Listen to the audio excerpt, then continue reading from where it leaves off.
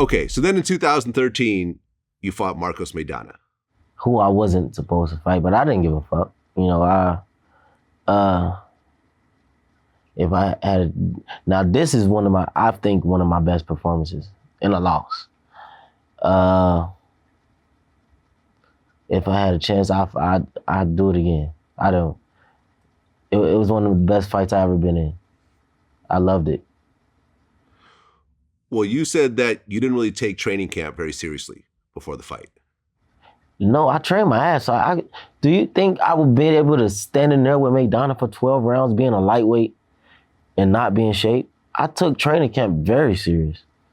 It's just, you got to think, I was coming off tour. You know, I did tour with, I was on the Most Wanted tour with Lil Wayne, T.I., 2 Chainz.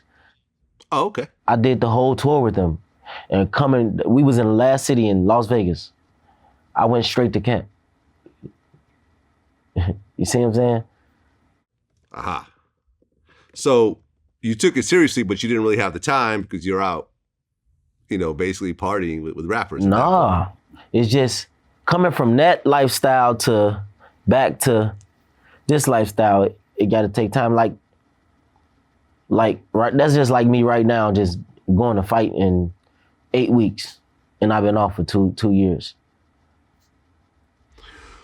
Okay, and in that fight, you got knocked down for the first time ever.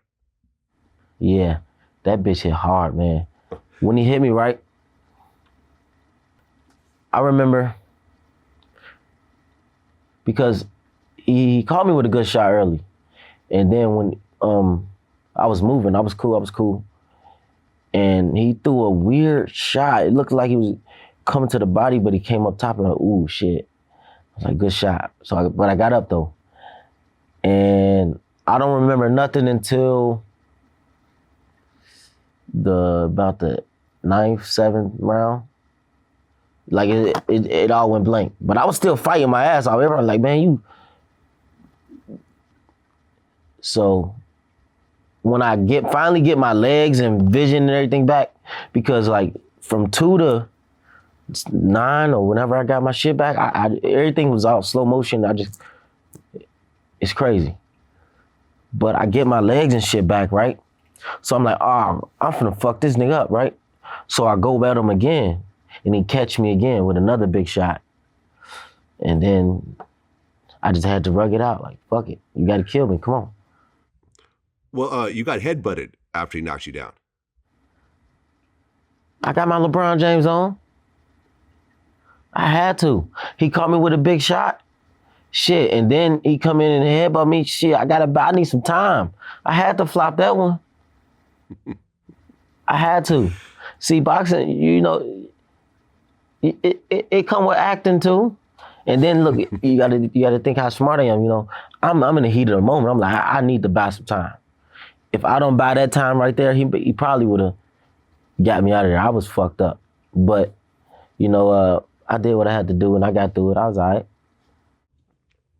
Well, they announced the decision. He ends up winning in a decision. Yeah. And then before they do the whole post-fight thing, you just walk out of the ring. Yeah. And at that point, fans were booing. They were throwing drinks at you and everything else like that. Why did you walk out before actually, you know, doing the propers? Man, my emotions rolling. I ain't care for no interviews, man. This you got to think. This is my first loss of my career. So it's like, man, fuck that. My jaw was fractured. I mean. Oh, you had your jaw fractured? Yeah, I broke his jaw. I didn't know though. But I broke his jaw. He fractured my jaw. Well, I guess afterwards you actually apologized. You said, I'm sorry for running out on all the fans after my fight. That was wrong of me as a fighter.